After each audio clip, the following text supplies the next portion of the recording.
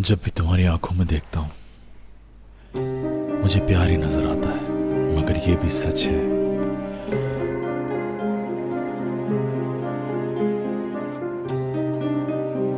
कि जो कुछ तुमने किया वो भुला नहीं पा रहा।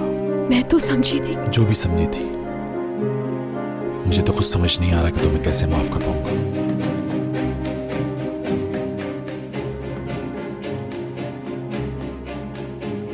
तुम्ही ने रोका था मुझे, मेरी फैमिली के सामने आकर खड़े हो गए थे और शादी भी अपनी खुशी से की है। किस लिए? इंतकाम ले रहे हो मुझसे? मैंने जो किया उस पर सबक सिखाना चाहते हो मुझे? जो चाहो समझ लो हयात, मुझे कोई फर्क नहीं पड़ता। ठीक है, सही हो तुम अपनी जगह। मुझ जैसी झूठी लड़की को सजा मिलनी चाहिए।